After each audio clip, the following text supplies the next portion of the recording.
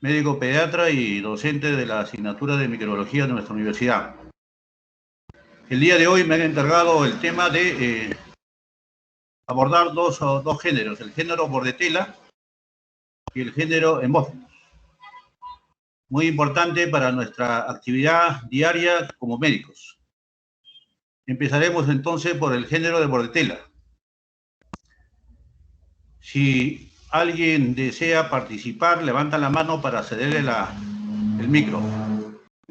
Entonces, iniciamos. Bordetella, el género Bordetella, ¿no? ¿Por qué estudiamos el género Bordetella? Básicamente porque es muy importante, nos da una enfermedad muy conocida en la población pediátrica que se denomina tos ferina o coqueluche. ¿Qué cosa es la coqueluche? La coqueluche es una enfermedad infectocontagiosa. Ojo, infectocontagiosa, ¿no? Producida o la causa es la Bordetella pertussis, que tiene como característica clínica desarrollar lo que es una tos persistente, tipo paroxística, ¿no?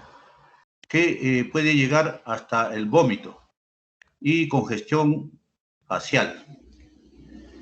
Clínicamente lo vamos a nosotros a tener 4 fases muy definidas, ¿no? Un periodo de incubación, un periodo de catarral, un periodo paroxístico, donde es la máxima expresión de la tos, ¿no? Donde puede producirse justamente las complicaciones, y tenemos la última fase que es de convalescencia, ¿no? Es pasible de tratamiento con antibióticos y básicamente de la familia de los macrólidos, ¿no? La prevención tenemos en cuenta, nosotros tenemos las vacunas y también las medidas de bioseguridad o de higiene, que es tan igual que en esta pandemia que estamos pasando, vale decir, el coronavirus, ¿no? El COVID-19. Bien, una vez definida entonces la importancia de este género Bordetella, tenemos que también conocer nosotros la parte microbiológica, ¿no? En ese sentido, ¿no? ¿Por qué le denominan Bordetella? Justamente ustedes ven en la figura de esta lámina, de esta diapositiva, justamente a Jules Bordet, ¿no? En memoria a este investigador, ¿no? Se le da el nombre, porque él fue quien descubrió por allá por los años 1900, ¿no? Época donde obviamente había de moda y boga, ¿no? La época de Pasteur, donde muchos descubrimientos se realizaron y hubo un avance importante en la medicina humana, ¿no? Entonces, ¿ok? Entonces, juntamente con su cuñado, Yen Yu, otro investigador, aíslan por primera vez la Bordetella pertussis, causante de la tos ferina, ¿no? Asimismo, este investigador realizó varios trabajos, ¿no? Como es estudios de reacción en anticuerpo, estudios en bacteriófagos, prueba de fijación de complemento, y todo, como digo, en la época pasteuriana. Nos da este microbio, este microorganismo de Bordetella, nos va a dar justamente esta enfermedad de la tos ferina, también denominada pertussis, ¿no? Es bien conocido dentro de las especies que cuenta la Bordetella, ¿no? Tenemos la Bordetella pertussis, que es la que afecta al ser humano, ¿no? Caracterizado por esa tos intensa que manifesté, esa tos en la fase paroxística. También hay una Bordetella parapertussis, ¿no? Que es que remeda, ¿no? Remeda la pertussis, es menos infectiva, ¿no? Y la Bordetella bronchiséptica, ¿no? Responsable de las enfermedades respiratorias en los animales, ¿no? Especialmente en los perros, ¿no? En los cerdos y especialmente en algunos animales salvajes.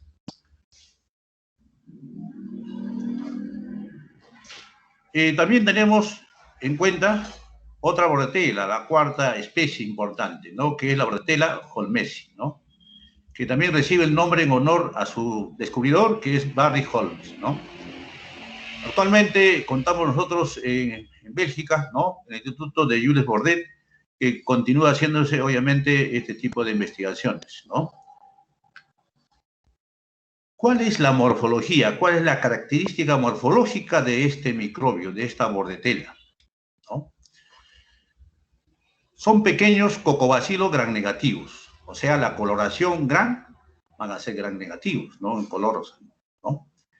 El tamaño van a ser de 0.2 a 0.3 micras por 0.5 a 2 micras. Generalmente se presenta en pares o en pequeños racimos. Vamos a verlo más adelante en las diapositivas.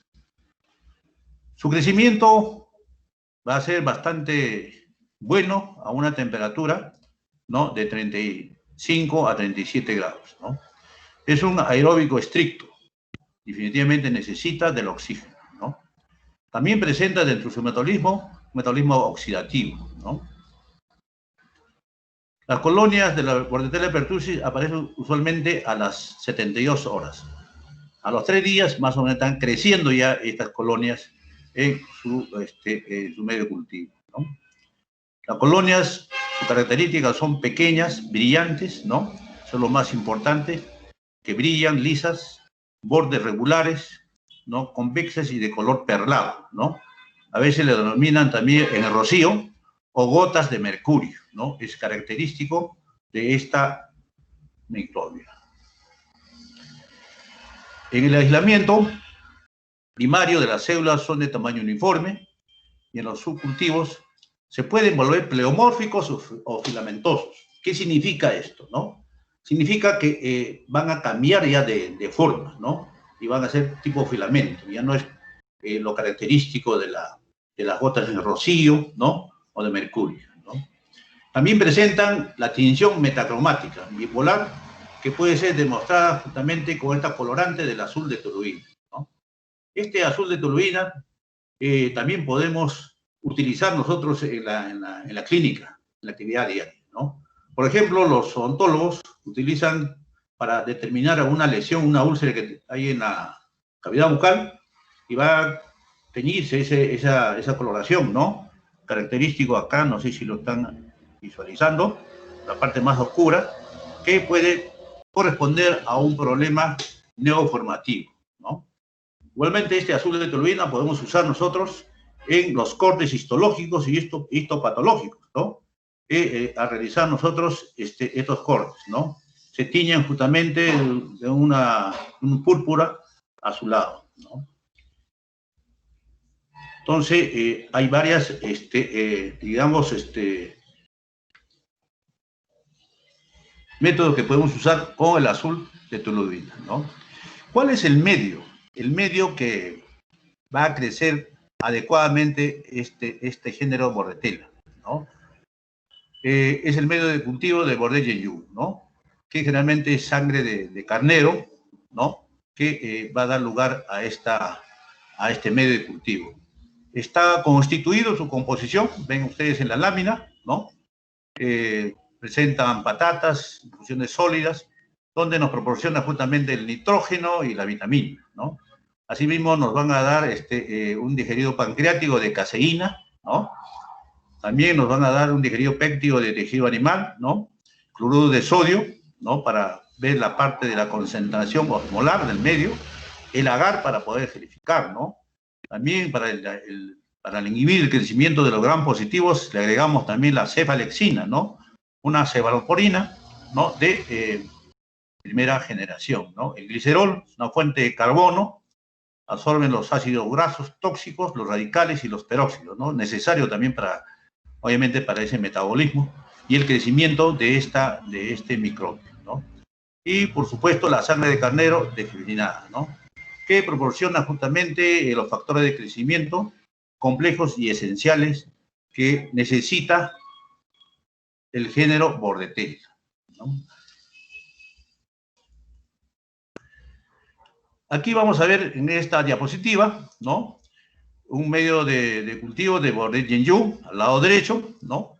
Y al lado izquierdo también otro medio que también podemos realizar, ¿no?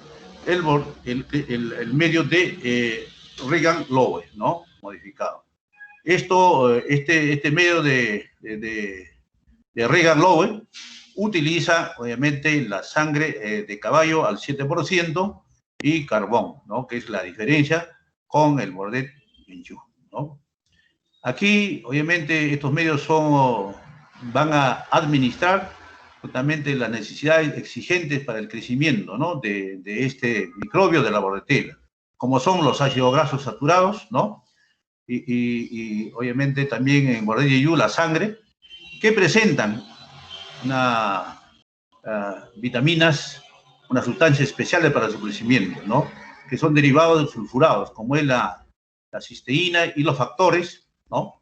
10 y 5, ¿no? Que es la amina y la dinamina.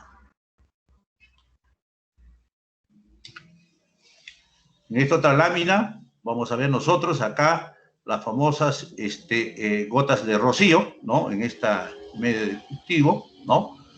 Donde vemos nosotros las colonias puntiformes, lisas, convexas, brillantes, ¿no? Casi transparente, por decir rocío, ¿no? Gotas de rocío o de mercurio, ¿no? De un aspecto perlado, ¿no? Y una fotografía electrónica en la parte superior, donde vamos a observar nosotros justamente el coco basil, ¿no? Y en esta parte también en el lado derecho, ¿no? ¿Ok? Bien. ¿Cuáles son las características, ¿no? de este medio de cultivo, ¿no? Para un alimento primario, generalmente tenemos dos medios, dijimos, el agar Regan Lowe y el medio de Bordet Yenyu, ¿no? El Yenyu, ¿no? En el Bordet original, ¿no? Tenemos los ácidos grasos saturados y la sangre, ¿no? Que también mencionamos la presencia de la nicotinamida y de los derivados sulfurados como la cisteína y los factores 10 y 5, ¿no? En este medio, definitivamente, que contienen las necesidades muy exigentes de este microorganismo, las colonias de Bordetella pertussis son de tamaño de la punta de un alfiler, ¿no? Nuevamente acá mencionamos las características de estas colonias, ¿no? Son lisas, convexas, brillantes, perlado como gotas de mercurio o de rocío. Las especies producen zona de hemólisis, ¿no? Otra característica del género Bordetella, ¿no? Igualmente no son fermentadoras, pero pueden oxidar aminoácidos, ¿no? Ojo, obviamente, de las proteínas, ¿no? Aquí vamos a ver también algunas características del crecimiento de esta Bordetella sp, ¿no? Por ejemplo, vamos a ver nosotros en esta lámina de la Bordetella pertussis el tiempo de crecimiento, ¿no? De la pertussis de 2 a 4 días, hasta 7 días, ¿no? Ojo que la hemólisis, ¿no? De Bordet Yenyu va a tener un beta hemólisis estrecha, ¿no? Vale decir, el halo claro que va a presentar justamente el Bordetella pertussis, ¿no? Generalmente son pequeños, convexos, como decimos, perlas o gotas de mercurio, ¿no? Mientras que la Bordetella pertussis, ¿no? En el crecimiento podemos diferenciar nosotros que es más precoz, 2 días, ¿no? Y la hemólisis es gamma hemólisis, ¿no? Y la morfología de la colonia son mayores, el tamaño más grande, opacas y pálidas, ¿no? Es una de las diferencias en los medios de cultivo de esta Bordetella, ¿no? Mientras que la Bordetella bronchiséptica es de 1 a 2, también el tiempo de crecimiento, igualmente que la Parapertussis produce una hemólisis, gamma hemólisis, ¿no? Y también son de superficies rugosas, ¿no? Aún mayores, ¿no? También podemos nosotros hacer una diferenciación bioquímica, ¿no? De este género Bordetella, ¿no? Aquí en esta lámina, en la tabla 2, vamos a ver nosotros las especies, por ejemplo, ¿no? La Bordetella pertussis, crecimiento en el agar sangre, no crece, para empezar, ¿no? Mientras hacemos una coloración gran, es un coco bacilo gran negativo, ¿no? Catalasa positivo, ¿no? oxidasa positivo, ureasa negativo. Estas son las reacciones bioquímicas que se realizan y va a ser negativo, ¿no? La aglutinación, un antisuero específico, pertussis positivo, ¿no? Actualmente ya la industria cuenta con estos antisueros específicos y podemos hacer nosotros la diferenciación de la especie, ¿no? Mientras que la parapertussis, el crecimiento de agar sangre sí crece, una diferencia también con la pertussis, ¿no? En relación a la coloración GRAN, vamos a tener también una coloración GRAN negativa. Con las diferenciaciones bioquímicas, catalasa positiva, oxidasa negativa y ureasa positiva, ¿no? También para pertussis positiva ante un antisuero específico, ¿no? Entonces vean ustedes que sí podemos llegar a la especie, ¿no? En cuanto a la bronciséptica, también en agar sangre, sí crece, igual que la parapertussis, también es un coco bacilo gram negativo, ¿no? Y catalasa positivo, oxidasa positivo y ureasa positivo. Y ante el antisuero vamos a tener una bronciséptica positivo también, ¿ya? Entonces vean ustedes que entonces en la bordetela podemos hacer diferenciaciones en cuanto a las colonias como también en la diferenciación bioquímica. Bien, pasamos a la siguiente lámina, acá vamos a ver nuevamente, ¿no? La tinción GRAN, ¿no? En cultivo bordetela pertussis, ¿no? Lado derecho, nuevamente, el cultivo a las 72 horas de una bordetela pertussis, ¿no? En un medio de agar Regan Lobo, ¿no? Ok. Veamos acá también un poco más sobre la lectura, ¿no? En cuanto a las colonias, ¿no? La identificación presuntiva se basa básicamente en la morfología de las colonias, son inmóviles, ¿no? A la tinción GRAN, ya lo dijimos, ¿no? Negativo y uso de pruebas bioquímicas como la catalasa, ureasa, oxidasa, no fermentan carbohidratos, ¿no? Es lo que mencionamos también. Una confirmación diagnóstica se realiza por inmunofluorescencia con anticuerpos policlonales o monoclonales o aglutinación con antisueros específicos de la cepa, como en la lámina anterior. También podemos usar nosotros el IFD, es una técnica rápida de diagnóstico que permite visualizar las bacterias fluorescentes debido a la reacción de sus antígenos de su pared con anticuerpos específicos, ¿no? Ya como digo, la industria, comercialmente contamos ya con los antisueros específicos para cada especie. Acá nuevamente tenemos las pruebas bioquímicas, ¿no? Para bordetela pertussis, ¿no? Oxidasa positivo, que la agar sangre, lo dijimos también, no crece, ureasa negativo, nitrato negativo, acá. Mientras que el parapertussis, vamos a tener nosotros una oxidasa negativa, mientras que sí crece en el agar sangre, estamos reafirmando la ureasa positivo y el nitrato negativo, ¿no? Mientras que la bordetela bronchiséptica, oxidasa positivo, frente al agar sangre sí crece también, frente a la ureasa es positivo y el nitrato es positivo. Y hemos agregado una reacción más, la de nitrato, ¿no? También podemos realizar la detección molecular, ¿no? Del ADN, ¿no? Definitivamente ya está identificado, ¿no? Esto, una técnica actualmente moda, ¿no? El PCR, ¿no? Ese PCR incluso contamos actualmente en la pandemia para el coronavirus, igualmente para las bacterias se cuenta, ¿no? Técnica rápida, sensible y específica, ¿no? De alta especificidad, ¿no? Entonces, tenemos nosotros esta detección molecular de ADN. Tenemos que conocer también de esta bordetela su estructura antigénica, por qué es agresivo, por qué nos produce enfermedad en los seres humanos, ¿no?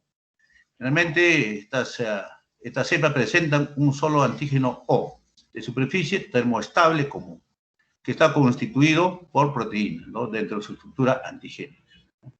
¿Cuáles son los factores virulentos, no? Van a tener factores virulentos tanto de adhesinas como también de toxinas, ¿no? Dentro de las adhesinas tenemos la toxina pertussis, ¿no? Que afecta a las células de Western, en este caso, ¿no? De las vías respiratorias altas. ¿Por medio de qué? Justamente de una ribolización de las subunidades alfa de las proteínas G susceptibles, ¿no? Entonces, acá vamos a ver nosotros estos factores de virulencia, una serie, ¿no? Como son acá al lado derecho de esta imagen, la estructura justamente de esta bacteria, donde va a contar una serie de fimbrias, ¿no? La toxina pertussis, ¿no? También el adenosiclato, ¿no? La pertactina, también el factor de colonización traqueal, ¿no? Una toxina que produce la dermonecrosis también, ¿no? Y una toxina traqueal que también es importante dentro de la evolución de una enfermedad frente a la Bordetella, ¿no? Estas toxinas importantes dentro de lo que es la patogenia de esta enfermedad de la pertussis, ¿no? ¿Qué adhesinas vamos a contar, ¿no? Vamos a tener la hemaglutinina filamentosa, ¿no? Se une a los lipídicos sulfatados, ¿no? De las membranas de las células ciliadas, se une a un CR3 de superficie de los leucocitos por los nucleares y inicia la fagocitosis, ¿no? Vean ustedes que esta hemaglutina filamentosa es importante para la progresión de la enfermedad, ¿no? Igualmente la pertactina PK69 se parece mucho a la acción de la hemaglutinina filamentosa, ¿no? También mencionamos la toxina pertussis, ¿no? Que tiene una fracción, la S2, ¿no? Que se une a los glucolípidos de la superficie de las células respiratorias, ¿no? Ciliadas, y la S3, otra fracción, que se une a los gangliósidos en la superficie de las células fagocíticas, ¿no? De esta manera, obviamente, inhiben justamente la progresión de esta acción fagocítica, ¿no? Las fimbrias se unen también a las células de los mamíferos, ¿no? No se conoce su papel, ¿no? Aunque estimula la inmunidad humoral. Entonces, estos son los determinantes antigénicos para producir la enfermedad. Acá nuevamente las toxinas, ¿no? La toxina pertussis, ¿no? Dentro mencionamos de los determinantes antigénicos, tenemos las adhesinas y las toxinas, ¿no? La toxina pertussis cuenta con una unidad S1, inactiva a este factor de que es la G124, la proteína de superficie que controla la actividad de la adenisiclasa, ¿no? Su expresión incontrolada origina incremento de las concentraciones del AMP cíclico, ¿no? De tal suerte que esta toxina inhibe la muerte por fagocitosis y la migración de los monocitos, ¿no? De esta manera, justamente, hace que se produzca la enfermedad, ¿no? La adenisiclasa igualmente inhibe, ¿no? La muerte por fagocitosis y la migración de los monocitos, ¿no? La toxina dermonecrótica causa una vasoconstricción, ¿no? De los vasos periféricos y la destrucción tisular, ¿no? Al producir justamente esa vasoconstricción, ¿no? A nivel de los vasos periféricos va a haber una destrucción tisular de tal suerte que va a lesionar justamente el epitelio, ¿no? La otra toxina es la citotoxina traqueal, ¿no? Que impide la regeneración de las células dañadas, ¿no? Generalmente, y mata a las células respiratorias ciliadas. De tal suerte que todas estas toxinas en conjunto va haciendo que se genere justamente la enfermedad, ¿no?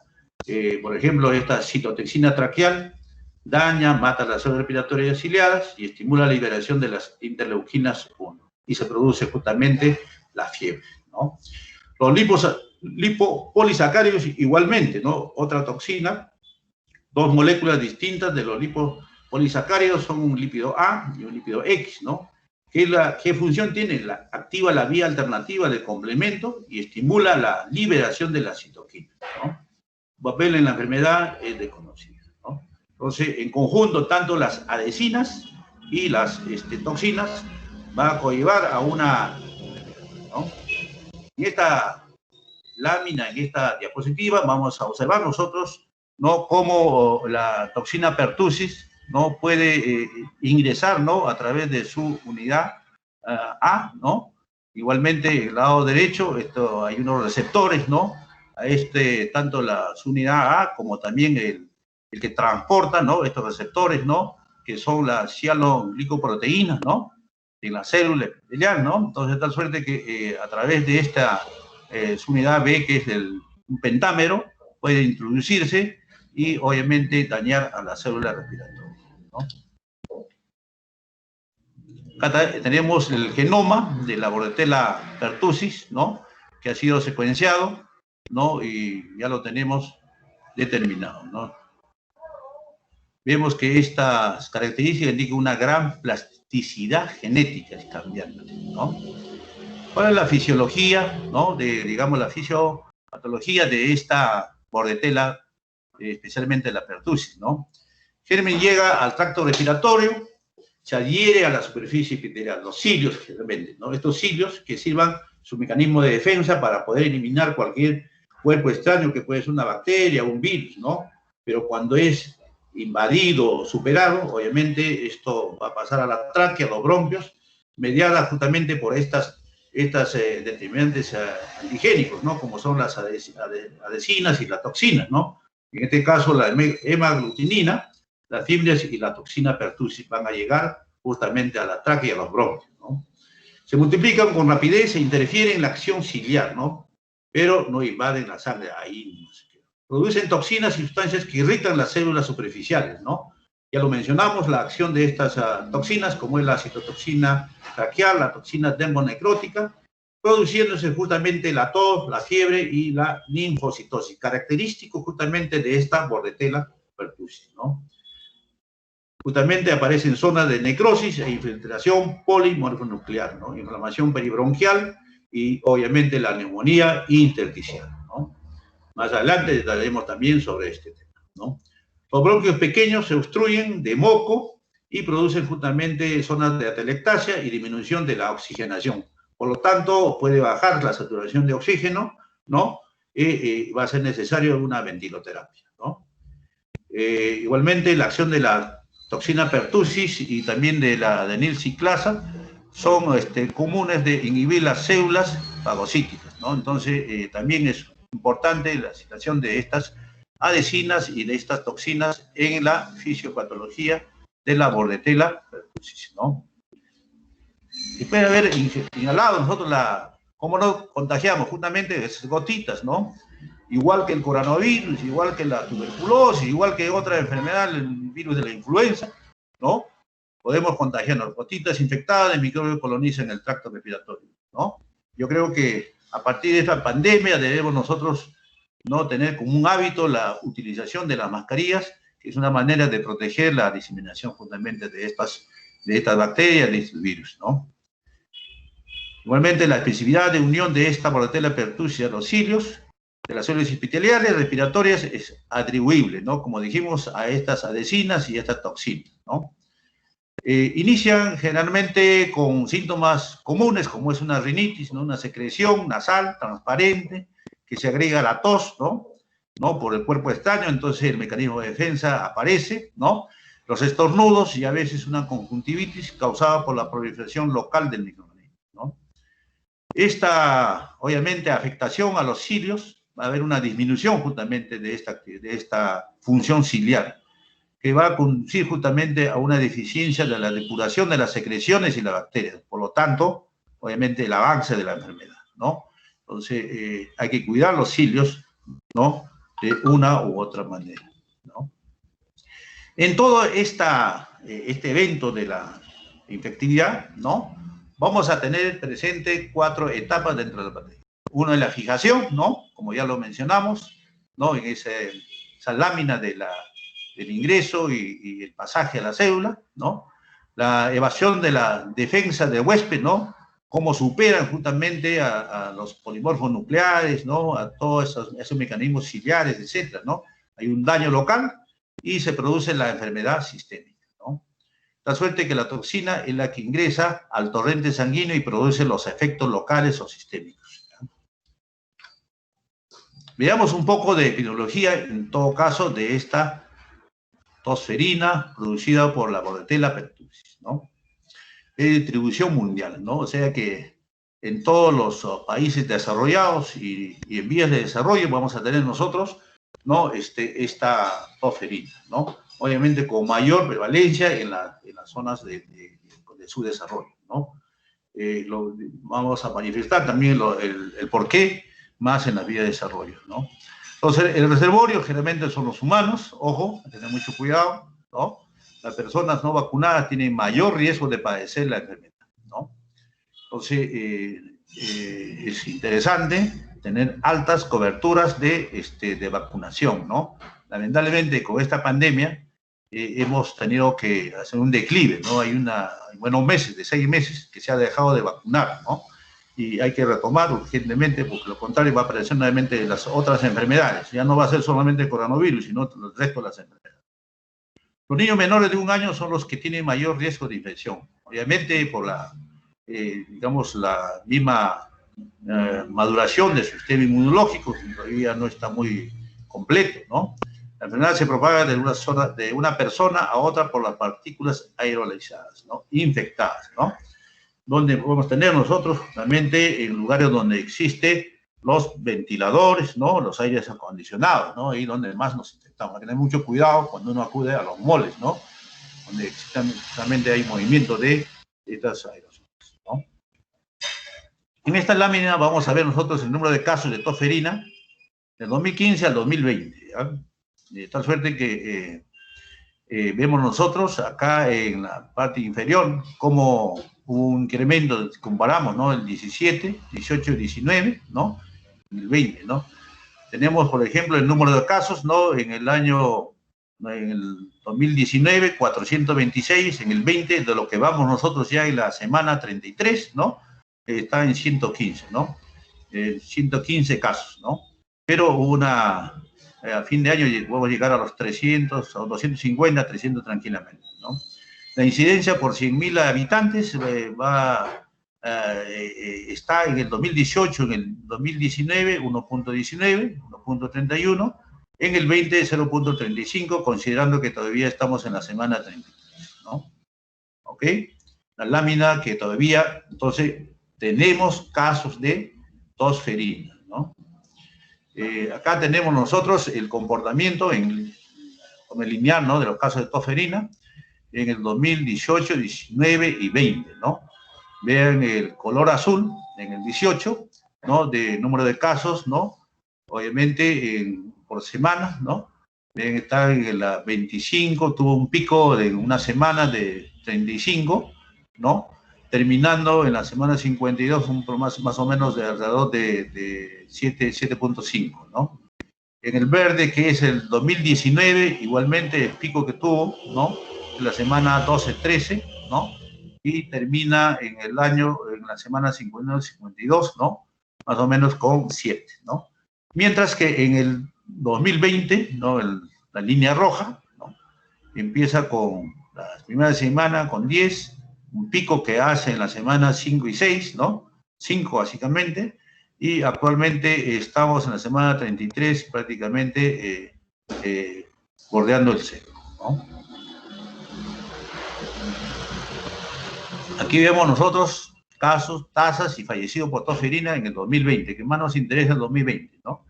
Entonces, van a ver ustedes que en Lima, ¿no? Esto está por departamento, ¿no? La incidencia por 100.000 habitantes en Lima 0.24, en Lima hubo 26 casos, que representa 22.61%, 0 fallecidos, ¿no?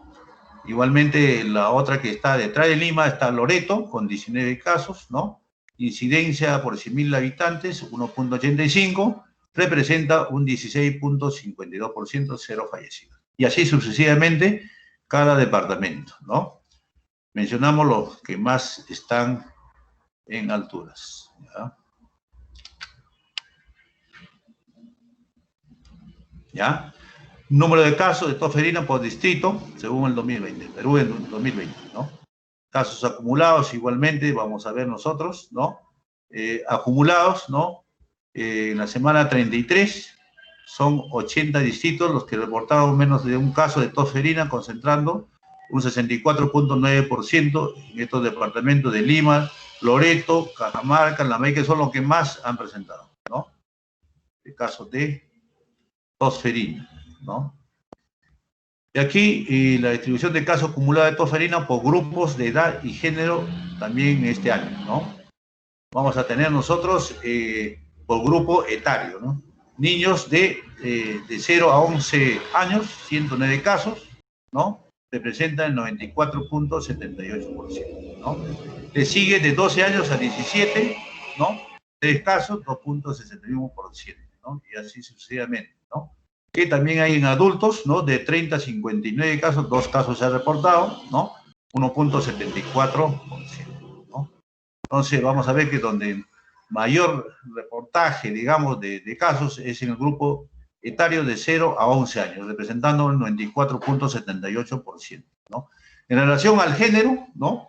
Vamos a ver hombres, ¿no? 71 casos, representando por 61.74%, y en mujeres, 44 casos, representa 38.26%. O sea, más hombres que mujeres los reportados por casos de tos ferina, ¿no?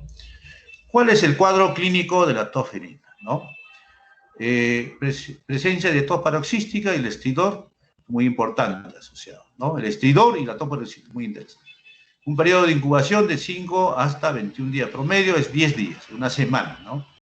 Ya dijimos, presenta 3 etapas importantes de incubación, 10 días, catarral de 1 a 2 semanas, paroxística de 2 a 4 semanas, ¿no? Aquí es donde puede haber una gran leucocitosis, ¿no? Y linfocitosis también de un 60%. Y la convalescencia, que es al final del cuadro clínico. Acá, nuevamente, ¿no? Vamos a ver la duración de la incubación, 7-10, catarral de 1 a 2 semanas, paroxística de 2 a 4 semanas y la convalescencia de 3 a 4 semanas o más larga, ¿no? Más de un mes puede durar tranquilamente todo el proceso de una tos ferina. Los síntomas en la incubación no hay ninguno. En el catarral va a estar caracterizado por estornudos, rinorrea, malestar general, fiebre y anorexia, ¿no? El cuadro más importante y comprometedor es la paroxística, ¿no? Tos repetitiva, con estridor, ¿no? Vómitos y leucocitosis. Es la más característica de la tos ferina, ¿no?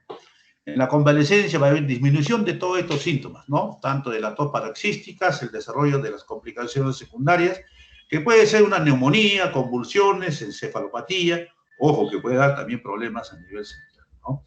El cultivo bacteriano va a ser más alto en la fase catarral, ¿no? Básicamente, ¿no? Entonces hay que considerar eso también, ¿no? ¿Cuáles son los criterios de diagnóstico de la tos ferina, ¿no? De acuerdo al CDC de Atlanta, ¿no? Primeramente, el diagnóstico clínico, ¿no? La duración de justamente esa tos de 2 semanas, ¿no? Y lo que más viene por, ¿no? Paroxística, sí, repetitivo, ¿no? El estridor, un gallo inspiratorio, que se le dice, un vómito tras los accesos de tos sin otra causa aparente, ¿no? Tos solo, ¿no? O sea que no hay diarrea, no hay problemas urinarios, ¿no? Simplemente vómitos y tos, ¿no? Entonces, lo característico del diagnóstico clínico de una bordetela, ¿no? O una tos ferina o Cockroach. El diagnóstico microbiológico, ¿no? Podemos hacer una muestra de origen de nasofaringe, como también los cultivos, ¿no? Aislamiento de la Bordetella pertussis, ¿no? Y lo último, que es obviamente la reacción en cadena de polimerasa positiva, ¿no? La PCR, ¿no? Ya una vez determinado el genoma, podemos tranquilamente realizar nosotros el PCR para esta bacteria, ¿no? Tenemos que tener el concepto claro de que es un caso probable y un caso confirmado, ¿no?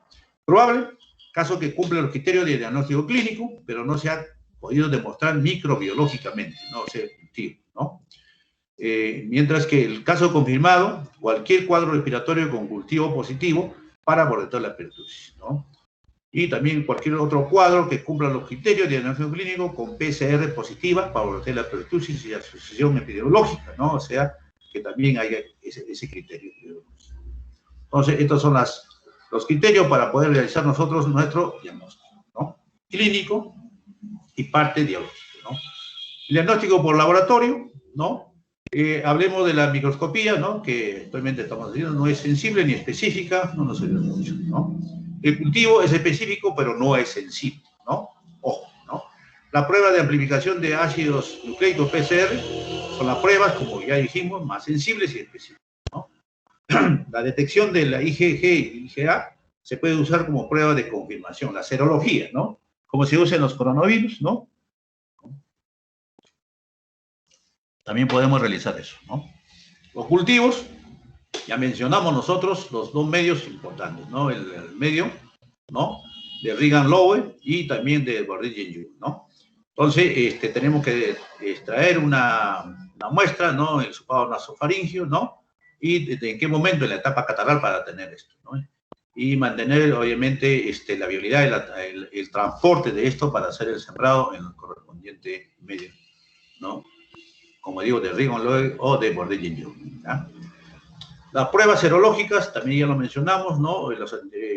Miden los anticuerpos IgG, IgA, ¿no? Contra justamente la hemaglutinina, ¿no? Y también el EPF estándar, ¿no?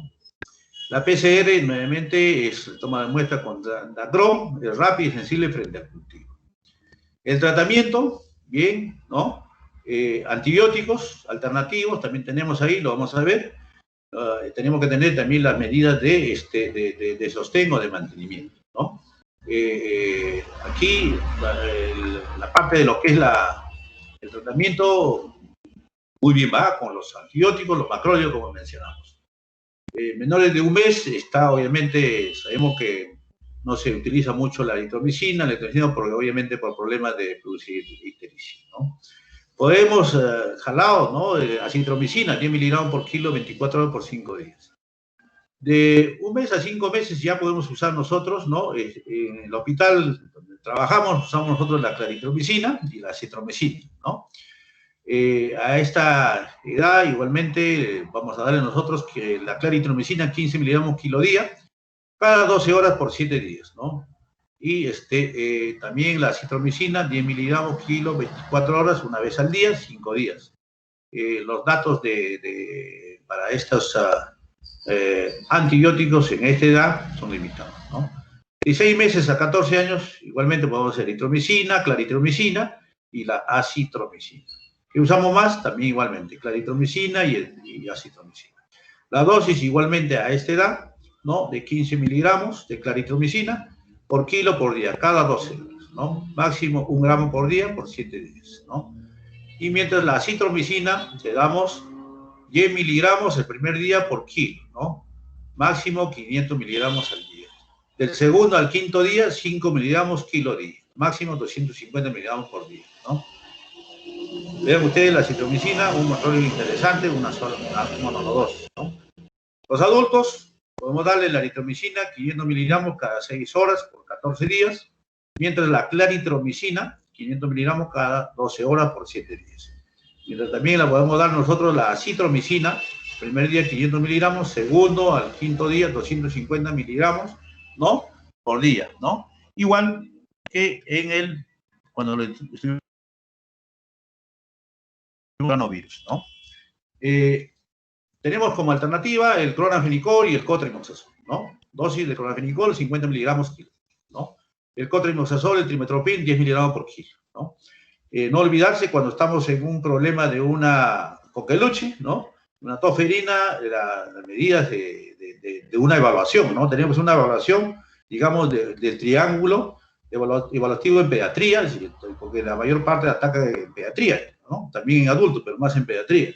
¿Y esto qué significa? Ver el estado de conciencia, ¿no? Ver las vías aéreas y la parte de la circulación, ¿no?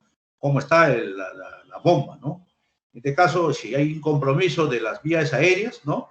Es necesario, obviamente, una aspiración y darle oxigenoterapia, ¿no? Si hay un compromiso de la parte circulatoria, ¿no? Del cardiovascular, ¿no? Hay presencia de cianosis, ¿no? Hay letargia, etcétera. Puede haber un compromiso más serio, ¿no? Entonces, es necesario la hidratación, ¿no?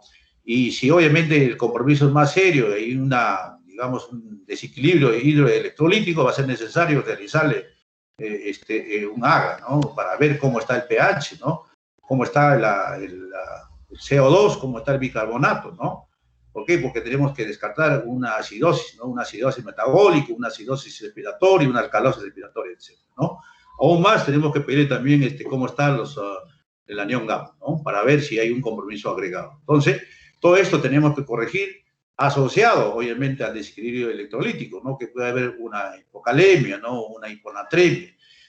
Concomitantemente tenemos que ver cómo está el calcio, cómo también está la glucosa, ¿no? Y de acuerdo a eso, administrar y darle el tratamiento correspondiente, ¿no? Que puede llegar a estos pacientes con coqueluche en un estado caótico. Las complicaciones que nos va a dar esta coqueluche, básicamente la neumonía, otitis, una neumonía por coqueluche, una otitis media, ¿no? Ojo, atelectasias, que ya mencionamos, enfisemas o neumotórax, ¿no? La deshidratación, ¿no? Leve, moderado, severo, que puede haber este neumotórax, producto justamente de la tos, ¿no? Una enfisema, que también puede deslugarse hasta una enfisema subcutánea puede darse, ¿no?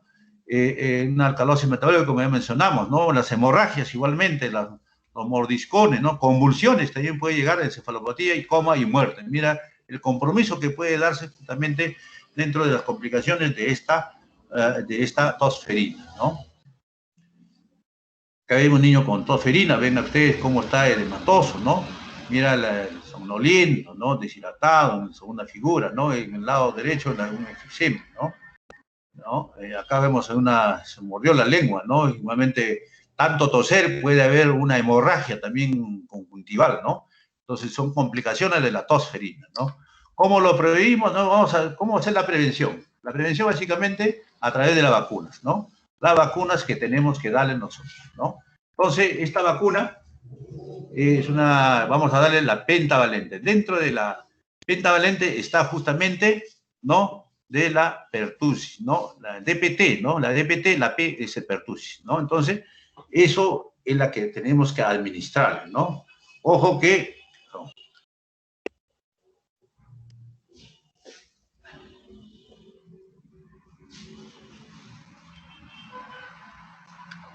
Katy. Doctor, dejó de compartir pantalla. ¿Visualizas? No, doctor, no le está compartiendo. Algo pasó. Voy a volver a entrar, ¿ya? Ya, doctor.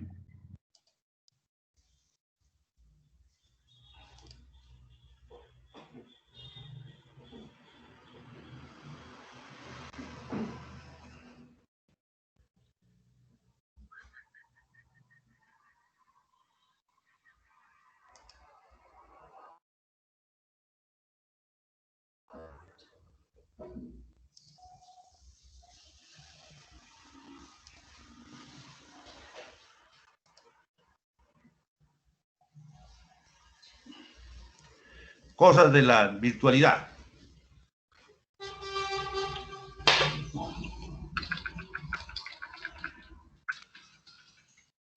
Hoy.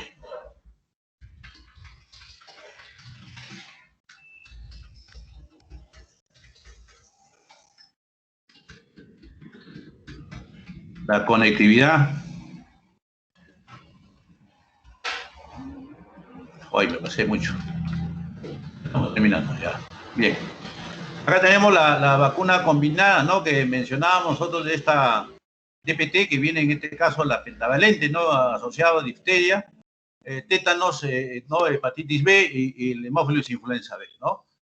Es una vacuna combinada, ¿no? Completa con esta, ¿no? Células inactivadas de Bordetella pertussis, toxoide diftérico, tetánico, el antígeno superficie de virus hepatitis B y el polisacárido conjugado del hemófilos influenza tipo B, ¿no? El componente de la suspensión de pertussis se obtiene de cultivo de Bordetella tras la inactivación y la purificación, ¿ya? Entonces, ¿qué pasa? Ya. Alguien está bocoteando.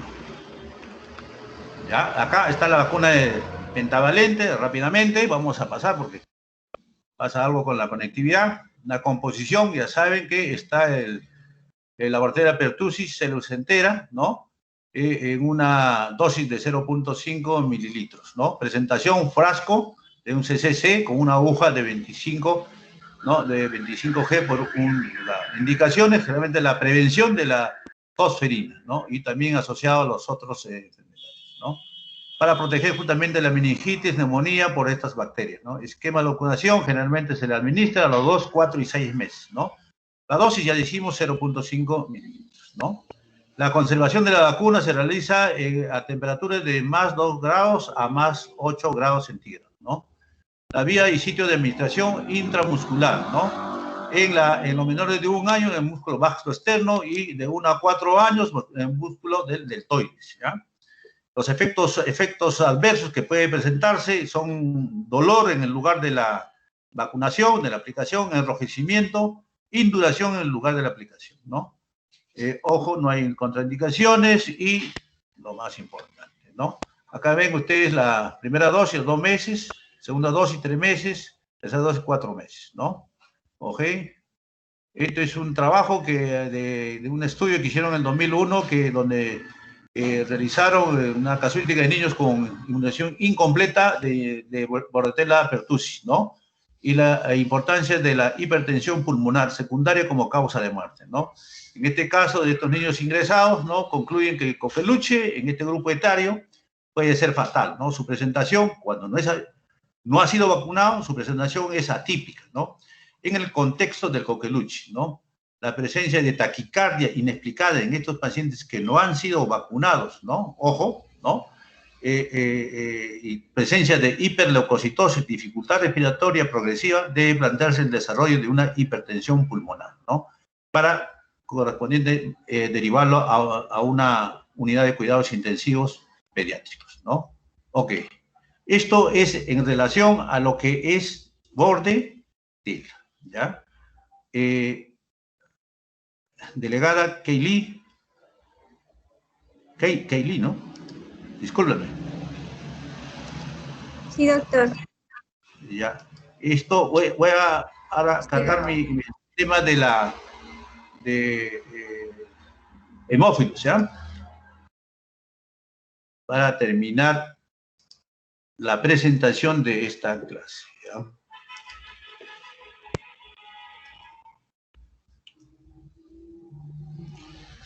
Está cargando.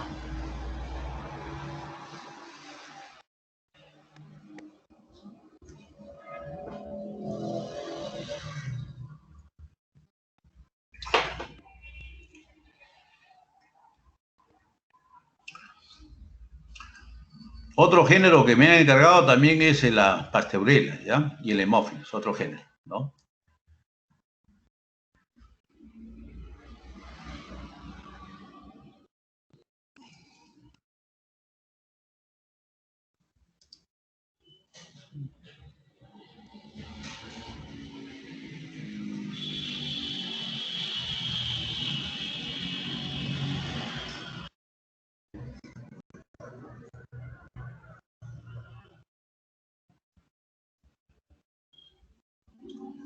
¿Visualizan, delegada? ¿Delegada? Sí se ve, doctor. Ya, correcto. Entonces, iniciamos el otro género que es el género Pasteurella, ¿ya? También es importante porque una de las especies nos va a producir justamente una enfermedad, especialmente una celulitis, y también no solamente una celulitis, sino otro tipo de afecciones, dependiendo de dónde sea, digamos, la célula diana ha producido la enfermedad, ¿no? Entonces, esto es también una bacteria importante, ¿no? Que está dentro de su taxonomía. Vamos a ver nosotros, pertenece al dominio bacteria, ¿no? A la orden de las Pasteurelas, ¿no? Familia Pasteurelaceae, el género Pasteurella y la especie que encargada para la presentación es el Pasteurella murtecina, ¿no? Que es la que más importa a nuestra, digamos, asignatura, ¿no? La especie de Pasteurella es parte de la flora habitual gastrointestinal y respiratoria de los animales, ¿no? Básicamente de los perros, un 50-60%, de los gatos, 70-90%, y otros animales tanto domésticos como salvajes, ¿no? Ojo, el hombre es producido básicamente por una contaminación, una enfermedad zoonótica para el hombre, sin embargo, son raras, ¿no? Se describe infección del tejido blando y heridas superficiales, ¿no? Como les mencionaba, un infético, una celulitis, ¿no? Que puede complicarse hasta una necrosis cerebral. También puede producir infecciones de vías respiratorias superiores e inferiores, como la neumonía, artritis, osteomielitis, endocarditis y meningitis, ¿no? Infecciones intraabdominales, ¿no? ojo, en cirugía, en la sala de cirugía, básicamente, aislándose la Pasteurella sp, ¿no? También puede producir sepsis y bacteriemia por Pasteurella, ¿no? Como vamos a ver más adelante, ¿no? ¿Cuál es su aspecto microbiológico de la Pasteurella, ¿no? La Pasteurella es un coco bacilo también, ¿no? Gran negativo a la coloración, negativo, sacarolítico, no formador de esporas, aerobio, necesita oxígeno para su... Anaerobio facultativo, ¿no? También se puede convertir para su crecimiento, ¿no? A través de otras partes de las proteínas, ¿no? Inmóvil, pleomórfico, ¿no? Son patógenos primarios en los animales, ¿no? Perro, gato, como ya dije, ¿no? Sin embargo, en el hombre puede producir, como digo, esta celulitis, que es lo que más vamos a ver, ¿no? Especialmente se da en los varones, en las personas más adultas, con enfermedades subyacentes o algún factor inmunocomprometido, ¿no? Vale decir, en las personas de la tercera edad, ¿no? Y con alguna enfermedad, como puede ser una diabetes, ¿no? Una fibrosis pulmonar, un problema de hipertensión, ¿no? Un problema oncológico que esté recibiendo tratamiento antineoplásico. Esto son, digamos, los más pasibles para una infección por Pasteurella, ¿no? Dentro de las especies, el más importante es el multicida para el ser humano, pero también existe la subespecie multicida, la subespecie séptica también, ¿no? Y la otra importante que es la hemolítica, ¿no? La hemolítica.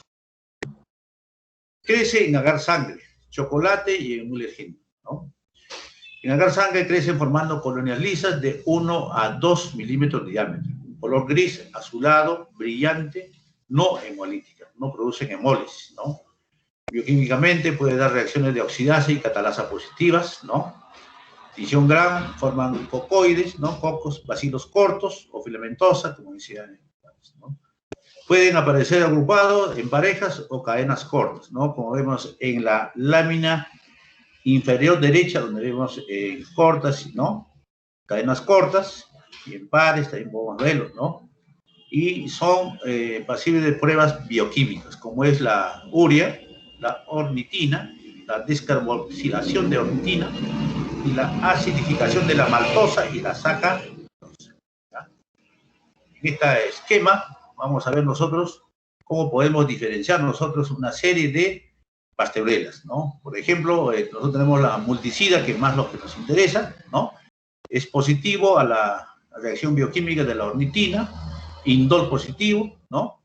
Y en relación a la acidificación, ¿no? Vamos a tener que también es acilosa, ¿no? Es dudoso, y mientras que el manitol es positivo, ¿no? El canis, ¿no? Otra Pasteurela, ¿no? También positivo a la ornitina, ¿no? Dudosa al indol, y negativo en el resto, y dudosa a la silosa y la trialosa, ¿no? Y la hemolítica, que también es importante, ¿no? Acá es a la ornitina, a la indol y a la ureasa, negativo, dudosa a la trialosa, positivo a la maltosa, ¿no? Es una diferencia para poder realizar. La otra que también es importante, la aerogenes, ¿no? Positivo a la ornitina, a la reacción de la ureasa es positivo, a la maltosa positivo, ¿no? Y la arabinosa positivo, ¿no? Y la última que es la urea, ¿no? Urea, ¿no? Es positivo a la reacción bioquímica de la urea, ¿no? Y maltosa también a la acidificación, es positiva a la maltosa como también al manitol, ¿no? Entonces podemos nosotros hacer la identificación de las especies a través de estas reacciones bioquímicas, ¿no? De la Pasteurella, ¿no? También reduce los nitratos y nitritos, son sensibles a las penicilinas, ¿no? La identificación de las subespecies se basa en la producción de ácido a partir del sorbitol y el dulcitol, ¿no?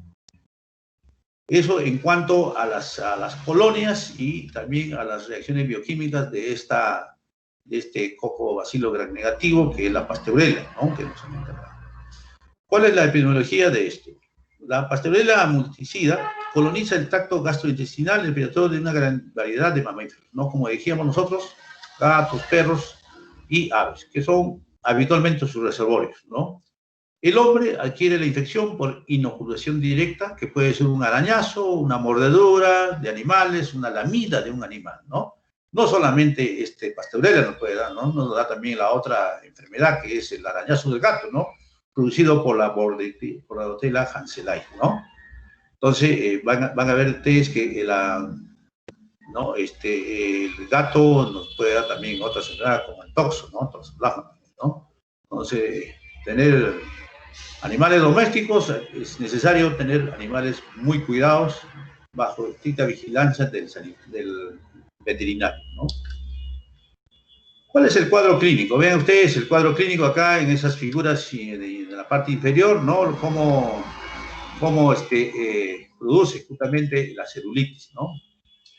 Producida generalmente por mordedura de un gato, de un perro o un animal, ¿no? Aparece a las 24 o 2 días, ¿no? De la mordedura, especialmente con hinchazón, eritema, dolor, secreción cerosa, luego sanguinolenta y a la vez purulenta, se puede complicar, ¿no? Asociado generalmente a una linfoadenopatía regional. Si es en el brazo, obviamente va a haber un ganglio crecido, aumentado de tamaño en la axila o en la trochlea, ¿no? Si es a nivel de pierna, va a ser en la parte inguinal, ¿no? La linfoadenopatía, ¿no?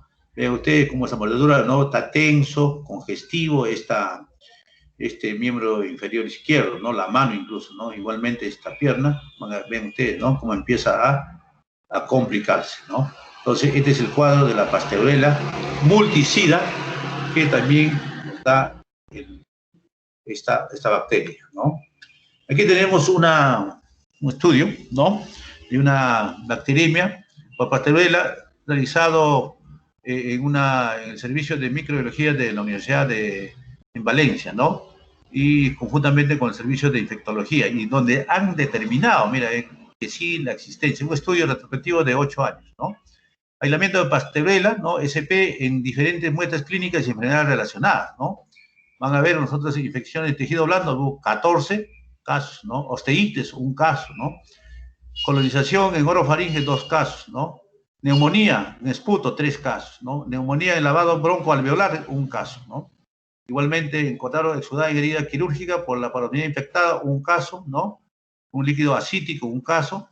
Vemos acá en hemocultivo 5 casos y exudada úlcera corneal, mire, la córnea, 1 caso. Vean ustedes entonces cómo sí se presenta, ¿no?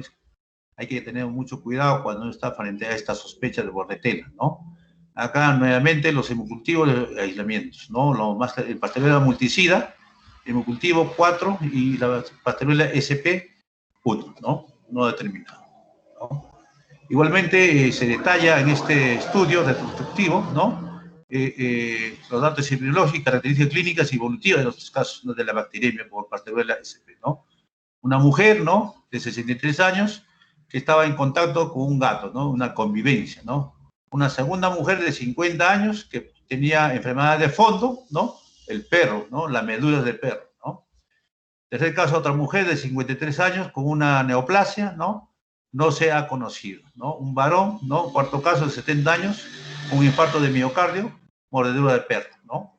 Un varón de 78 años con una enfermedad de fondo, ¿no? Una ACV, hipertensión, un gato, mordedura de un gato, ¿no? Ven ustedes entonces que sí se presenta, está asociado a estos animales domésticos, ¿no? O salvajes, ¿no? Igualmente, ¿responden bien al tratamiento? Sí, definitivamente, ¿no? Van a ver que cuando en todas las Pasteurella SP y multicida han respondido justamente a estos antibióticos que son cefalosporinas de primera, segunda y tercera generación, y la evaluación ha sido favorable, se curaron, ¿no? Entonces, sí lo tenemos, ¿no? Complicaciones de la Pasteurella, una tenosinovitis, artritis séptica, osteomielitis, neumonía por Pasteurella multicida, ¿no? Han visto que tenemos un caso reportado en ese estudio, ¿no? De una neumonía, ¿no? De ese esputo, ¿no? Métodos diagnósticos se hizo por crecimiento y por prueba bioquímica, que ya también lo mencionamos. El tratamiento, ¿no? Penicilina, ampicilina, amoxicilina, como le decía, las cefalosporinas, y alternativo cuando hay algún tipo de, digamos, de reacción adversa, macrólides, la eritromicina va muy bien, ¿ya? Para el tratamiento de esta Pasteurella, ¿no? Multicida, que es la que más se ha identificado, y la Pasteurella SP, ¿no? Ven acá, ustedes ahí también en medio, de agar sangre, cómo están los cocos, Gram negativo, ¿ok? Ahora pasamos rápidamente al género Haemophilus influenza, ¿no? El Haemophilus influenza es otro género importante para el ser humano, ¿no? Porque nos va a dar enfermedades, ¿no? Básicamente en la población pediátrica nos va a dar las neumonías, la meningitis, ¿no? Entonces es importante estudiarlo, como también una otitis nos puede dar, ¿no? Entonces estudiarlo desde el punto de vista microbiológico es importante. Está dentro de la, ¿no? Justamente del género de la Pasteurella, ¿no? Está el Haemophilus, el Acinobacillus, el Agrigacibacter y la Pasteurella, ¿no? Este género, ¿qué son? En forma general, bacilos gram negativos, pequeños, de 0.2 a 0.3 por 1 a 2 micros, ¿no? No esporulados y móviles, aerobios y anaerobios facultativos, exigentes para su crecimiento, ¿no? Definitivamente, ahora vamos a ver. Medios enriquecidos para su aislamiento, ¿no? El género Haemophilus constituye el patógeno humano, ¿no? Que es lo que nos interesa conocer nosotros en este momento.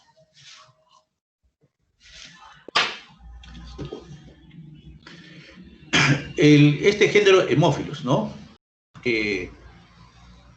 Bacteria que también nos da enfermedades, ¿no? En la población pediátrica, también en adultos, más en la pediátrica, ¿no? Tiene especies, ¿no? Las especies que está acá detallada en esta lámina, lo que nos importa es la Haemophilus influenza, ¿no? Y el tipo B, ¿no? Se asocia a infecciones pediátricas, ¿no? La Haemophilus parainfluenza es nativa en la nasofaringe, ¿no? Se ha encontrado endocarditis, también cuando se usa la prótesis valvulares, se ha encontrado este tipo de especie, la parainfluenza, ¿no? El aegyptis, ¿no? Causada la conjuntivitis aguda purulenta, que también tiene importancia clínica, ¿no? La Haemophilus ducreyi, agente etiológico de una enfermedad de transmisión sexual, chancroide, ¿no? Entonces, una ETS es necesario descartar una serie, contra la sífilis, VIH, herpes, etc., ¿no? Otro también importante es el Haemophilus hemolíticos, el parahemolíticos, el Segnis y el Apropilus, ¿no? El Apropilus generalmente es una flora normal de boca y faringe, ¿no? Las muestras para su aislamiento son sangre, líquidos estériles, puede ser el líquido cefalorraquídeo, articular, pleural, ¿no? Secreción bronquial, ótica, ocular. ¿Podemos aislar? Sí, podemos aislar de esas cosas, ¿no? Acá vemos nosotros el Haemophilus influenza, ¿no? No capsulado, ¿no? Acá el influenza que nos corresponde conocer como ustedes como futuros médicos, ¿no? Una meningitis, ¿no? El tipo B es el más importante, ¿no? La otitis también no es tipificable, pero también es dentro de la prevalencia de la otitis media aguda, ¿no? Está el Streptococcus pneumoniae y está en el Haemophilus influenza. Conocer, como médicos deben conocer todas las características microbiológicas de esta bacteria, ¿no? La sinusitis igualmente, una epiglotitis nos puede dar, ¿no? Una traqueobronquitis igualmente, ¿no? Una bacteremia y una neumonía no tipificable nos puede dar, ¿no? Entonces vean ustedes lo importante para el ser humano y para nosotros médicos, reconocerlo, identificarlo y tratarlo, ¿no?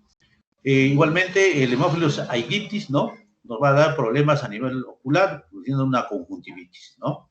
Fiebre y secreción, ¿no? Purulenta, ¿no? Y a nivel de los genitales nos va a dar totalmente el chancroide, ¿quién? El Haemophilus ducreyi, ¿no? Realmente esto es una recomendación ya que podemos hacer, ¿no? Una enfermedad de transmisión sexual. Los hábitos sexuales tenemos que recomendarle, ¿no? El uso de preservativos, curación, etcétera, ¿no? Punto igual que la gonorrea, ¿ya? Nos hablamos un poco más del Haemophilus, ¿no?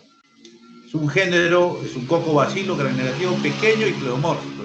Ya empezamos, ¿no? Puede tomar cualquier forma. Nombre de este género proviene del griego aemo, que viene de sangre, y pilus viene de amistad, de amor, ¿no? Es un anaerobio, ojo, es un anaerobio facultativo, son fermentadores, ¿no? La mayoría de especies necesitan el factor 10 y el factor 5 para su crecimiento, ¿ya? El Haemophilus influenza se subdivide en grupos serológicos, ¿no? Vale decir, de la A hasta la F. Esta serología nos interesa, ¿por qué? Porque ahí está el tipo B, es lo que nos interesa más, ¿no? El que da enfermedades graves en el ser humano, ¿no? Y también podemos hacer una clasificación, ¿no? A través bioquímica, a través de los biotipos, ¿no? Un biotipo 1 hasta el 8, ¿no? Más adelante lo vamos a detallar también sobre esta clasificación, ¿no? El Haemophilus influenza tipo B más virulento desde el punto de vista clínico, ¿no? Ya lo dijimos, en la población pediátrica es de importancia, ¿no? Tiene ahí un determinante de patogenicidad, ¿no? De su cápsula. Contiene justamente un fosfato, el fosfato de polirribitol, que es el que realiza toda la enfermedad, ¿no? También este hemófilo se adhiere a las células anfitrionas, en este caso del huésped, a través del pili y las estructuras no pilosas, ¿no? ¿Cuál es la morfología de este hemófilo, ¿no? Como todo género son pleomórficos, el tamaño ya Cocobacillus uniformes de 0.2 a 0.3 por 0.5 a 0.8 milímetros, ¿no? Gran negativos, ¿no? Acá lo importante que estas cápsulas retráctiles débiles se puede demostrar a través de una reacción de Kelm, ¿no? La reacción de Kelm, que viene a ser la hinchazón, ¿no? Ese hinchazón que se va a producir, ¿no? Donde podemos determinar la cápsula, ¿no? Entonces, algunas cepas tienen la cápsula, ¿no? Entonces, para esto usamos el azul de metileno y una gota, ¿no? Del suero problema y el Kelm, ¿no? Entonces, vamos a ver nosotros ahí este tamaño, esta cápsula de esta bacteria, ¿no? Los microorganismos no encapsulados, frecuentes del esputo y aspiración del oído, son más alargados. Ojo, tanto del esputo y de la aspiración del oído, alargados a la extinción grave. Puede confundirse con un Streptococcus pneumoniae, hay que tener mucho cuidado, ¿ya? Entonces hacerle algún tipo de diferenciación, ¿no? Pero los dos, obviamente, como digo, son los que más prevalecen, ¿no? En una otitis, en una neumonía, los dos están juntos, ¿no? Tanto el Streptococcus pneumoniae como también el Haemophilus influenza, ¿no? Los microorganismos de las colonias rugosas son más pleomórficas, de aspecto de hebras largas y filamentosas, ¿no? Esto, obviamente, cuando más tiempo pasa, van a tener esa forma, ¿no? Algunas características del cultivo, ¿no? Pueden crecer en agar chocolate, es un medio más utilizado para Haemophilus influenza, ¿no? Para su preparación de este agar chocolate, ¿qué cosa es? Se añade solamente sangre a la base del agar y se calienta a 80 grados centígrados, ¿no? Hasta tomar el color marrón, ¿no? Y ahí tenemos nosotros el agar chocolate, ¿no? El color leve libera, ojo, el calor leve va a liberar los factores 10, que es una hemina, y el 5, que es el NAD, es un dinucleótido de nicotinamida adenina, ¿no? De las células sanguíneas, y también inactiva las enzimas que degradan al factor 5 sin destruir a este factor. Entonces, el agar chocolate tiene esta característica justamente de contar estos dos factores, ¿no? Los medios de agar enriquecido del Livental son transparentes e incolores, ¿no? Y útiles para la diferenciación de las cepas encapsuladas de las no capsuladas. Ojo, el Livental, ¿ya?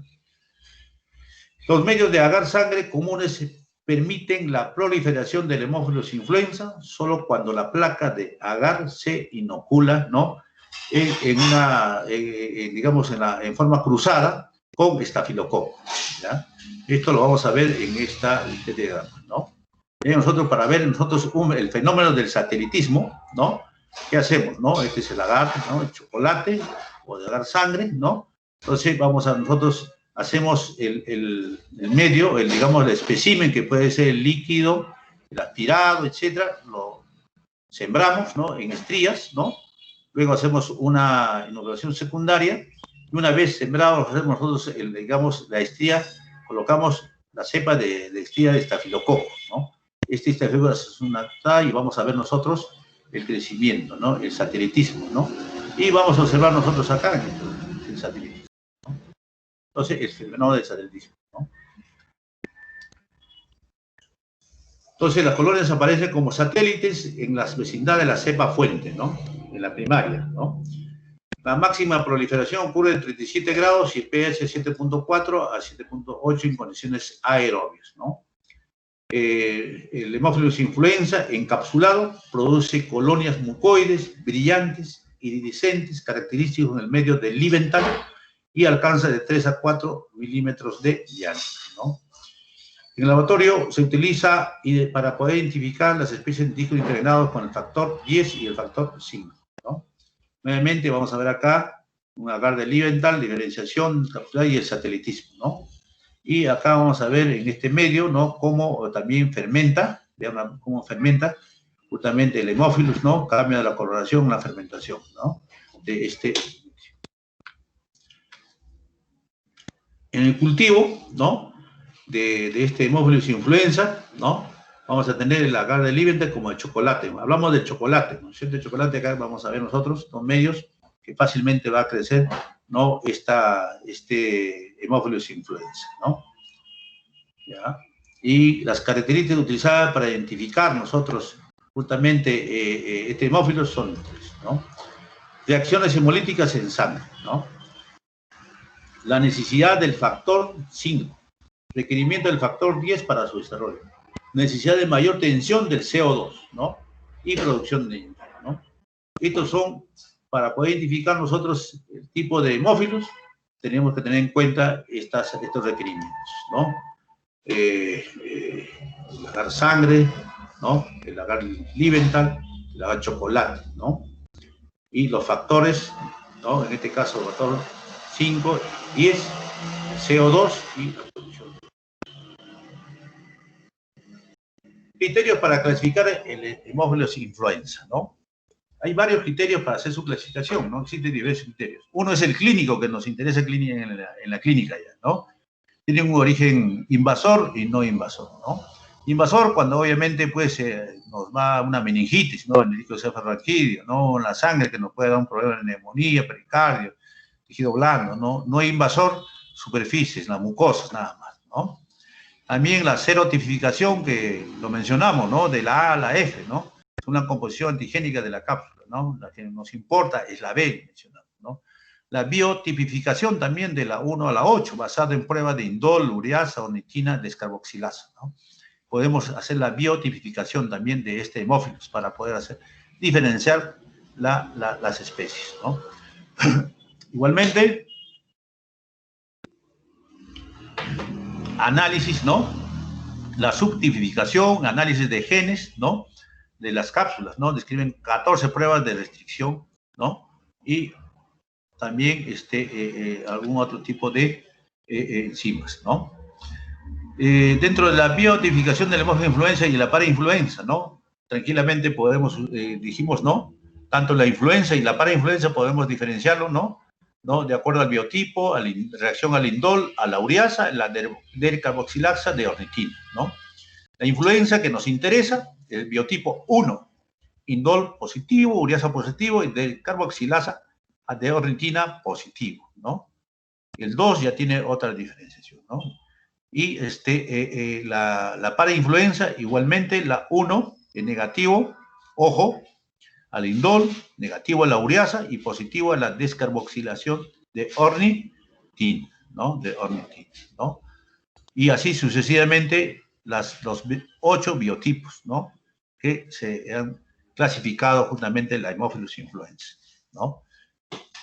Acá también cuando vemos nosotros la diferenciación en cuanto al requerimiento del factor 10, el factor 5, el CO2 y la hemólisis, ¿no? Básicamente, ¿no? A este estudio se inocula por estrías en medio deficientes de factores 10 y 5, al agar de Müller-Hinton o agar tripticasa soya, ¿no? Tripticasa soya. Se impregnan los discos, ¿no? Con el factor 5 y 10, ¿no? Y vamos a ver nosotros los patrones, ¿no? Cómo es el crecimiento, el desarrollo alrededor del disco, ¿no? La especie, el Haemophilus influenza, el requerimiento para el 10 positivo, requerimiento del 5 positivo, el CO2 positivo, hemólisis negativo. Ojo, ¿no? Ojo, el hemolíticos positivo, el requerimiento para el factor 10, ¿no? Para el 5, igualmente positivo, CO2 no necesita, hemólisis positivo. Y así sucesivamente cada especie, ¿no? El Ducrey, el parainfluenza, el parahemolíticos, el Seines, el Parapopilus, ¿no? Y el Apopilus, ¿no? Hemólisis en sangre del caballo.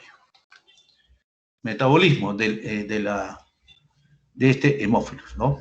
Es un aerobio, pero también un anaerobio facultativo, ¿no? Puede crecer también en anaerobiosis, ¿no? Como decíamos en su característica principal, ¿no? Utiliza el nitrato como aceptor en el final de los electrones, ¿no?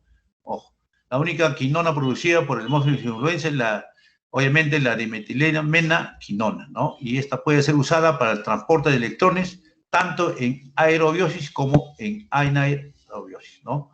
Ojo, ¿no? Entonces, por eso que Su crecimiento puede ser en aerobiosis y también en anaerobiosis facultativa, ¿no?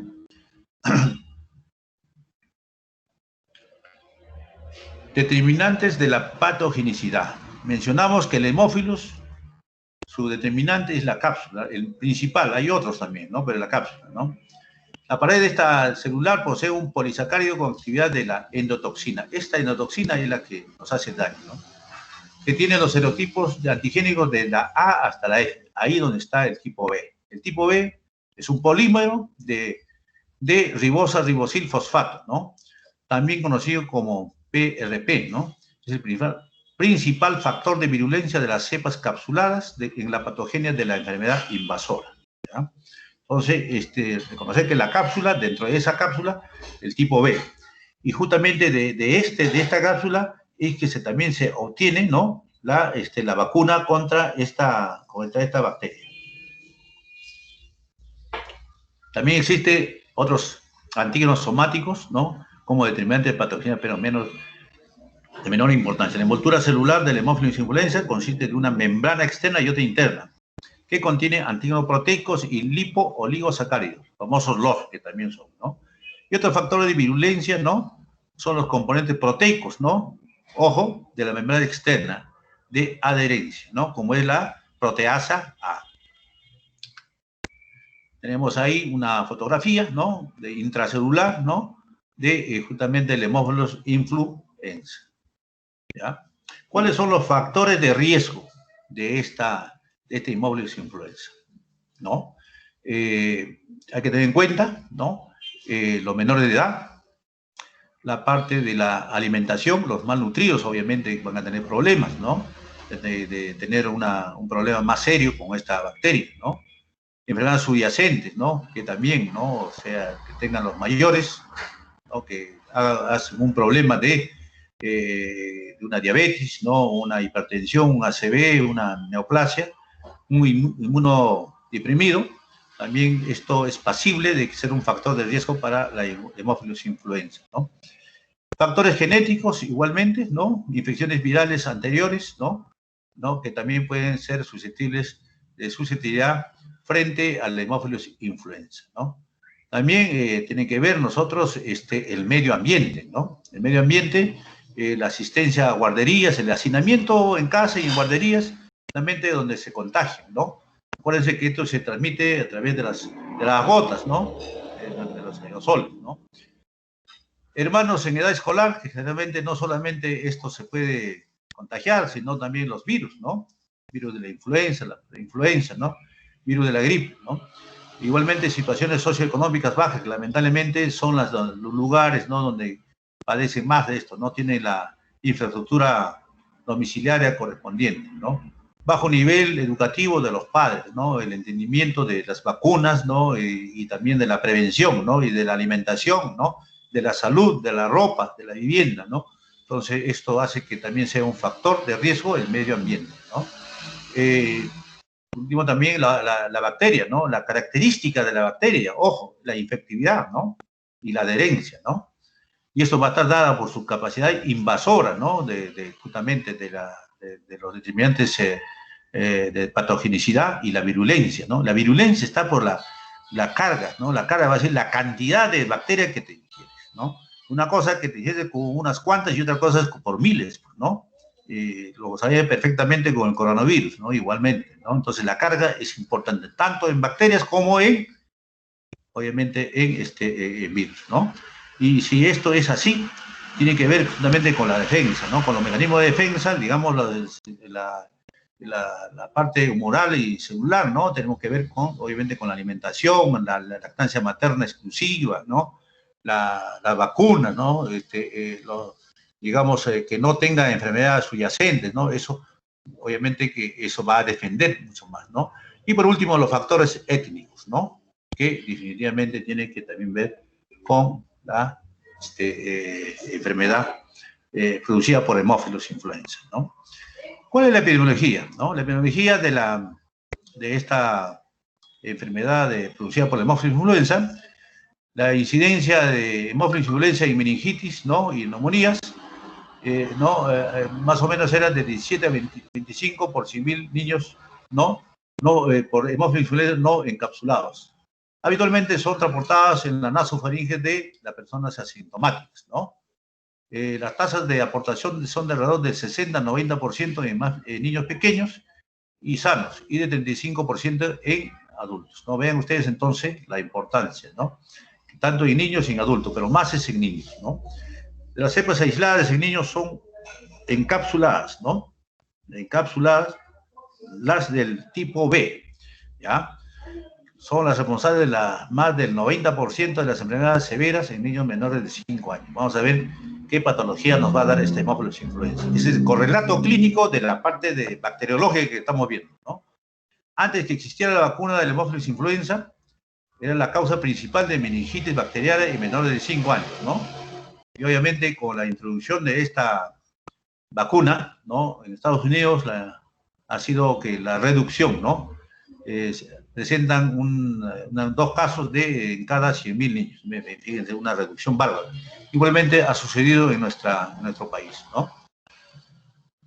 ¿Cuál es la patogenia? ¿Cómo se produce, no? Este hemófilos influenza, ¿no? No encapsulado, ¿no?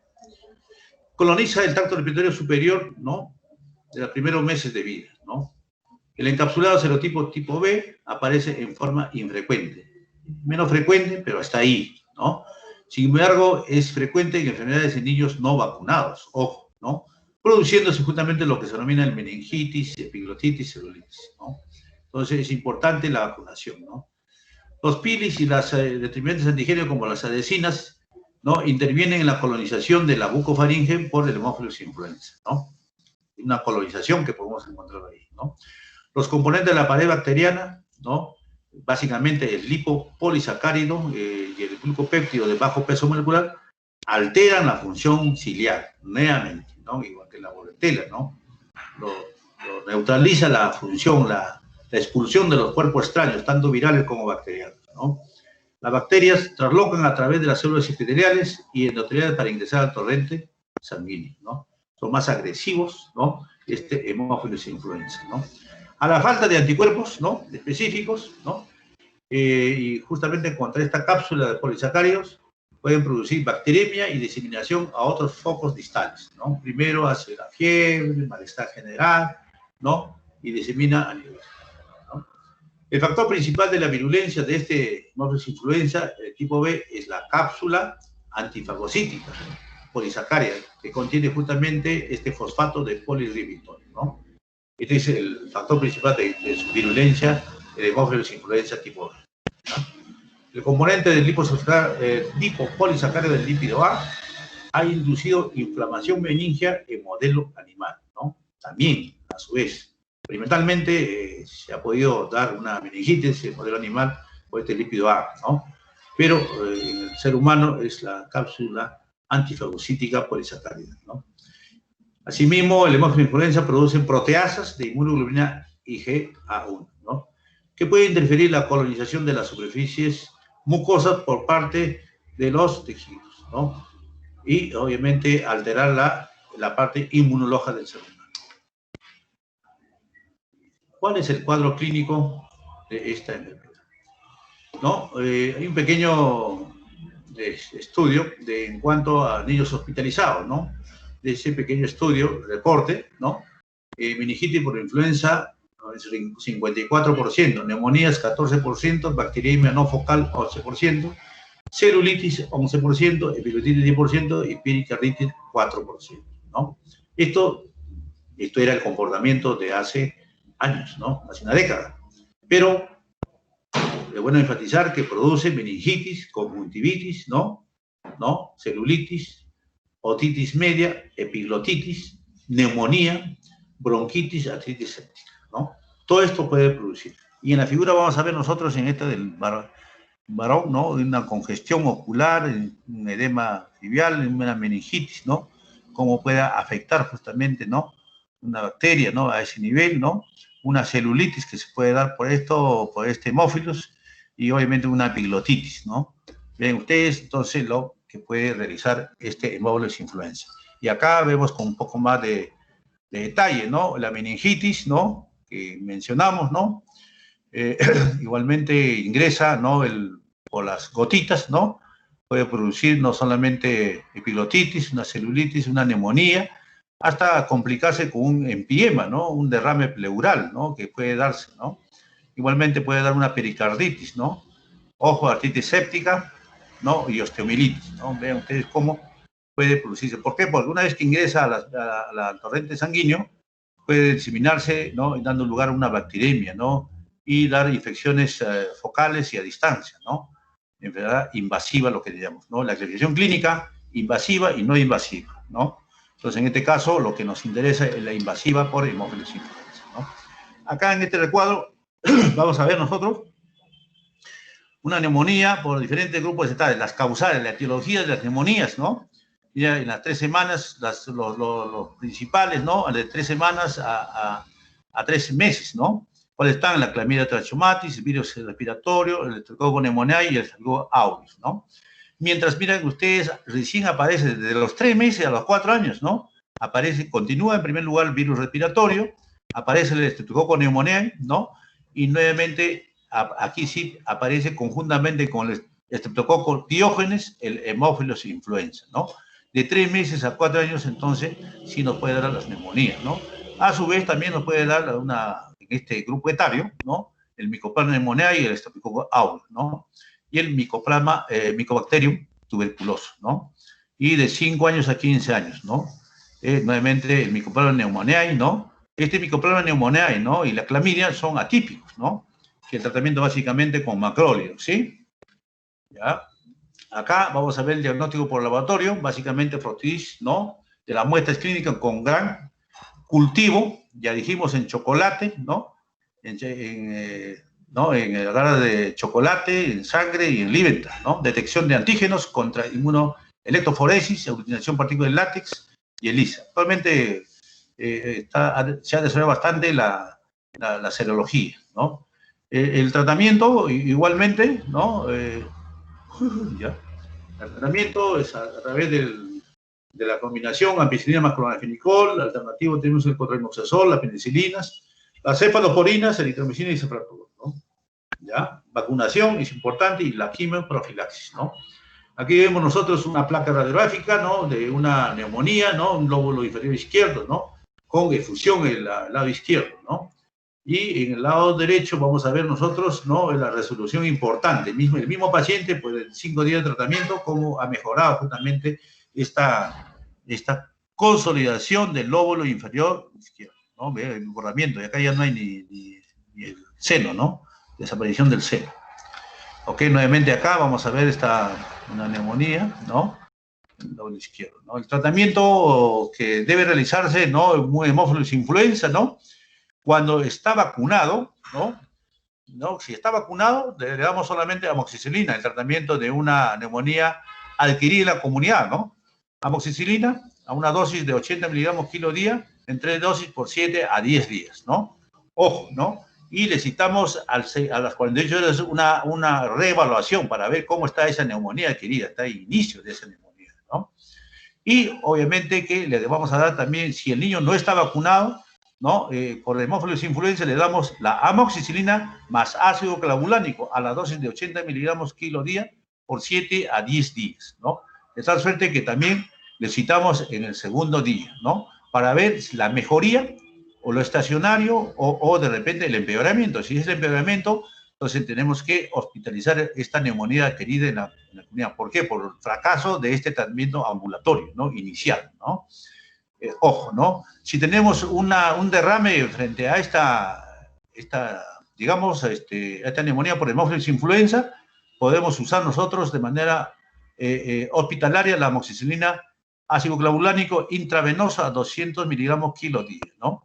Nosotros tenemos en el hospital, ¿no? La cefotaxima, le damos a 200 miligramos kilo día intravenosa dividido en 3 dosis, 3 dosis, ¿no? Por 7 a 10 días, ¿no? Si hay derrame, le damos hasta 21 días, ¿no? Entonces, van a ver entonces el tratamiento de estas neumonías que nos puede producir Haemophilus influenza, ¿ya? Ojo, hay que tener en cuenta también las neumonías atípicas que se pueden dar en los niños, ¿no? Entonces, ahí hay que darle los macrólidos, la claritromicina, ¿no? Y la y la acitromicina. La claritromicina le damos 15 miligramos, ¿no? Kilo día, ¿no? Por 7 días, y la acitromicina, como ya dijimos, ¿no? Le damos 10 miligramos kilo día, ¿no? De tal suerte que le damos por 5 días el tratamiento. La reevaluación es importante en las neumonías atípicas producidas por Mycoplasma y por la clamidia, ¿ya? Dentro de la prevención también tenemos que mencionar nosotros la vacuna contra Haemophilus influenza tipo B, ¿de acuerdo? ¿No?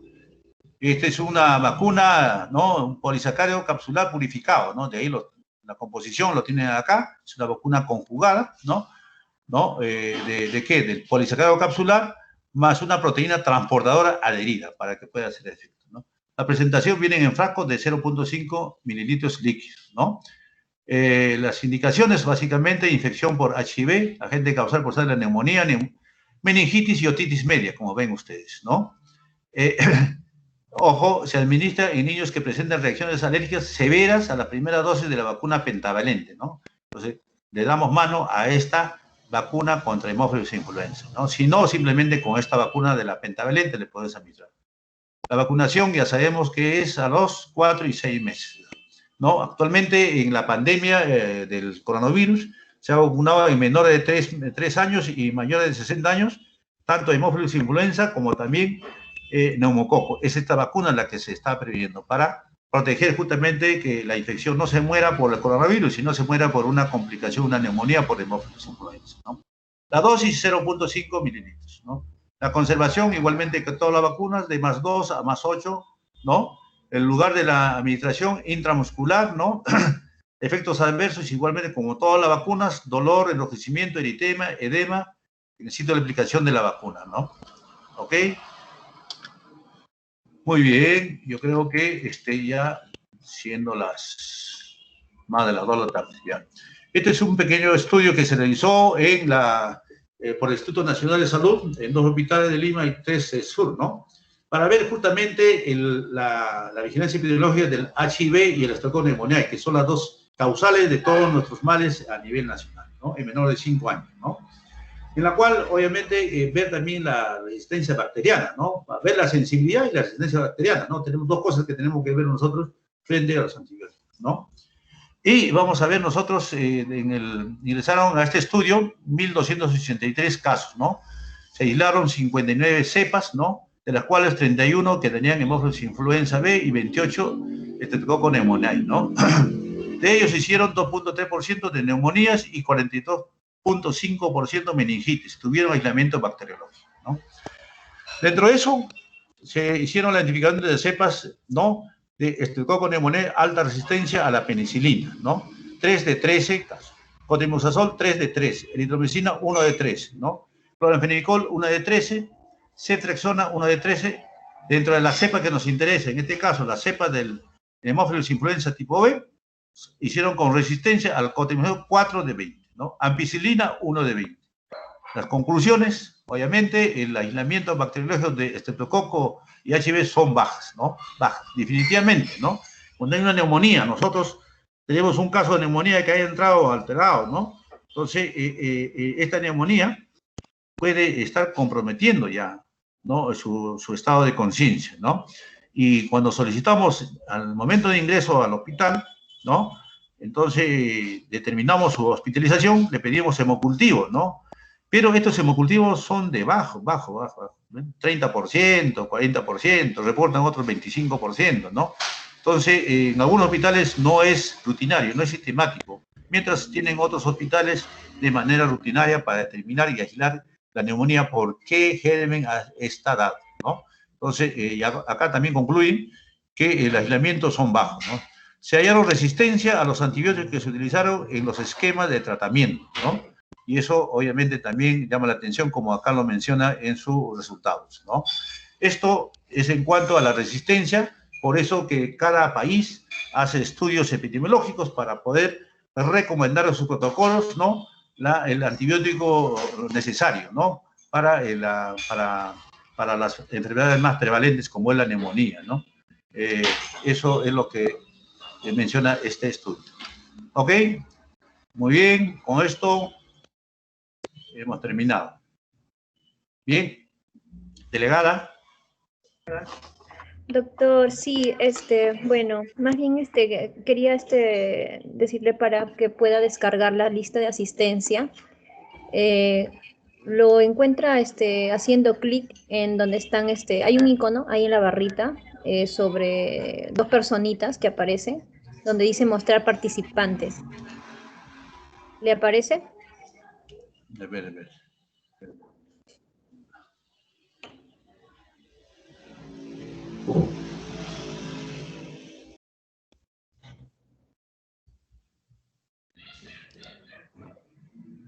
¿Alguna consulta, comentario? No aparece. Ahí No mismo en la aparece. reunión donde estamos, le aparece ahí una barrita con diferentes Ah, opciones y una de aquí esas dice hay descargar.